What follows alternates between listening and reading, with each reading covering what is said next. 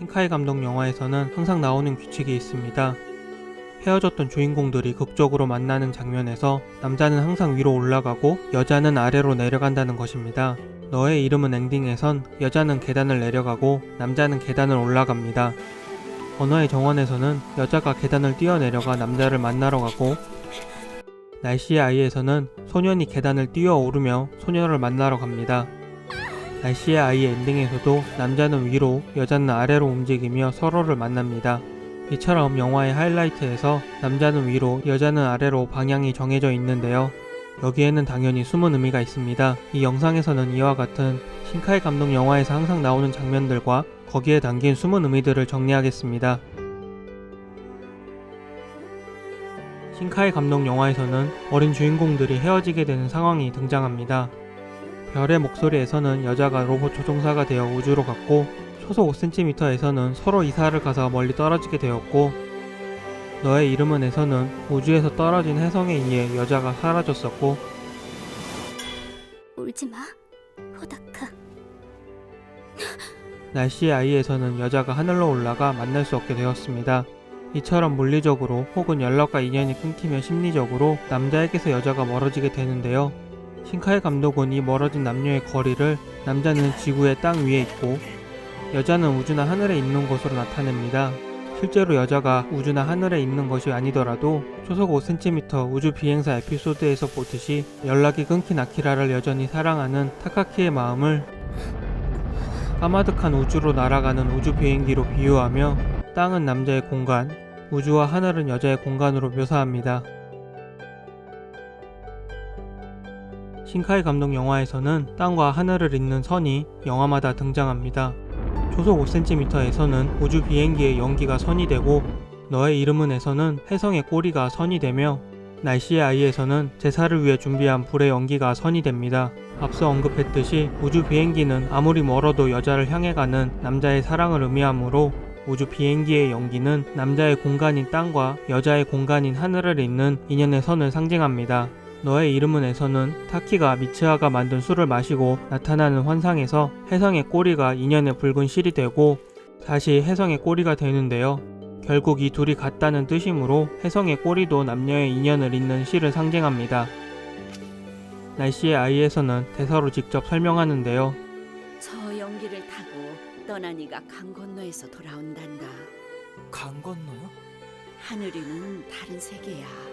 연기를 타고 강 건너 하늘의 세상에서 떠난 이가 돌아온다고 말합니다. 따라서 이 연기도 하늘로 올라간 희나와 그녀를 다시 땅으로 데려오는 호다카의 인연의 선을 의미합니다. 아까 꿈에서 누나가 하늘로 올라가는 걸 봤는데? 이처럼 신카이 영화에서는 주인공들의 고난을 땅으로부터 멀리 떨어진 하늘 혹은 우주와의 거리로 나타내고, 그 공간을 잇는 선으로 고난을 이겨내고 이어지는 주인공들의 인연을 나타냅니다.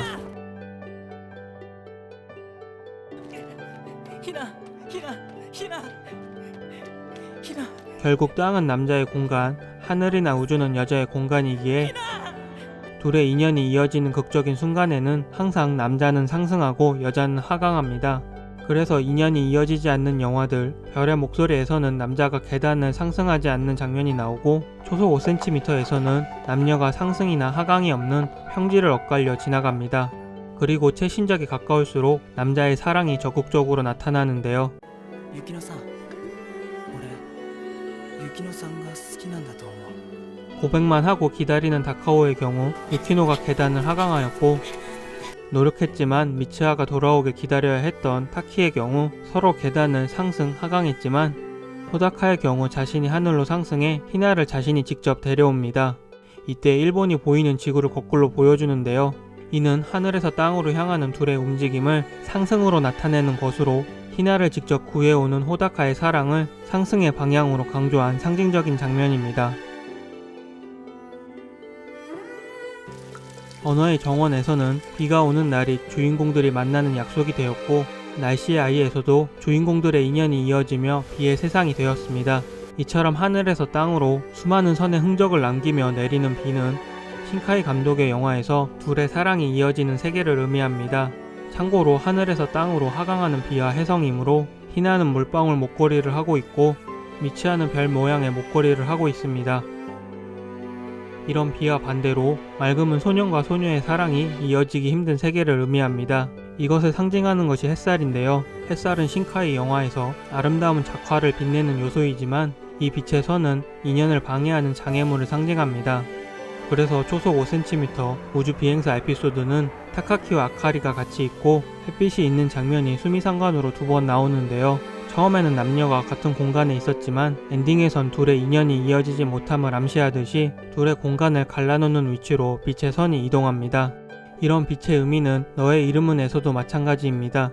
타키와 미츠하가 시공을 넘어 만나는 장면에서는 빛의 선이 계속 등장하는데요. 두 사람을 엇갈리게 하는 장벽처럼 계속 화면에 나타나다가 둘이 동시에 선을 넘는 장면에서 인연의 끈이 이어지고 마침내 빛의 선이 완전히 사라지는 황혼이 되자 소년과 소녀가 만나게 됩니다.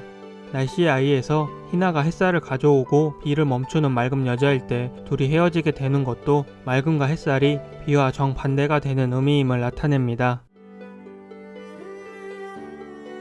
언어의 정원과 너의 이름은에서 둘이 이어지는 순간에 날씨가 맑았기 때문에 맑음과 햇빛이 사랑과 인연을 방해한다는 의미가 이상할 수 있습니다.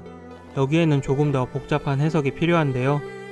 누구나 이해하듯이 아이의 순수한 사랑과 감정은 어른의 세계에서 그 의미를 잃어가게 됩니다. 즉, 사랑과 인연이 소중한 아이의 세계가 비의 세계이고 그 인연을 지키지 못하는 어른의 세계가 맑음의 세계인데요. 그러나 결국 모든 아이가 어른이 되므로 어린 시절의 사랑과 인연을 지키기 위해서는 어른의 세계로 이어져야 합니다. 이런 타협을 나타내는 것이 언어의 정원과 너의 이름은의 엔딩입니다. 이 장면들은 똑같이 비가 온 이후에 맑아진 날씨를 배경으로 하며 아이의 세계에서의 사랑이 어른의 세계로 이어졌음을 상징합니다. 하지만 날씨의 아이에서는 전작들에서 나온 어른의 세계와의 타협이 완전히 끊어집니다. 희나가 재물이 된 거? 그렇기에 희나를 맑은 여자로 희생시키는 어른의 세계에 대한 비판이 노골적으로 나타납니다. 또한 어떤 어른도 제대로 호다카를 도와주지 않는 상황이나 미성년자인 희나를 술집에서 일을 시키려 했던 어른들을 비판하는 내용이 나옵니다. 이런 어른의 세계에 대한 비판은 호다카와 스가를 대칭하는 것으로도 나타납니다. 있지. 좀 닮지 않았어? 저 두 사람. 호다카와 닮은 점이 많은 스가이지만 호다카에게 밥을 얻어먹고 진짜 월급이 3,000엔? 악덕사장 아니야? 임금을 제대로 주지 않으며 사무실에 경찰이 왔었어. 호다카가 어려운 상황에서 그를 돕지 않고 재물 한 명 바쳐서 날씨가 돌아온다면 난 환영이야. 맑은 날씨를 위해 희생을 찬성하는 어른의 세계를 나타내는 인물입니다.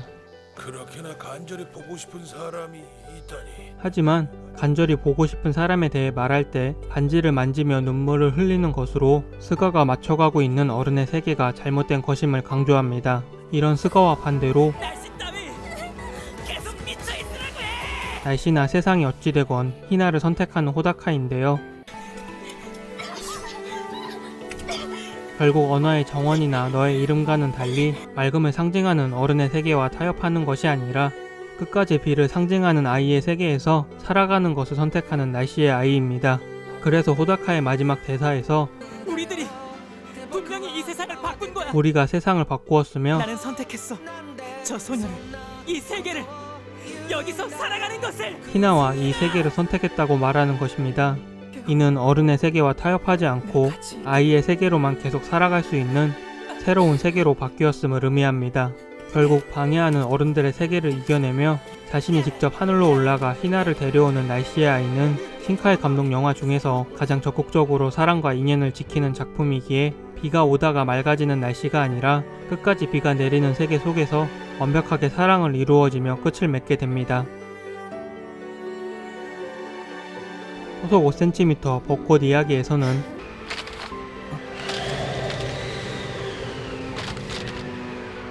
타카키는 편지를 잃어버린 것을 말하지 않았고 아카리는 준비했던 편지를 주지 않습니다.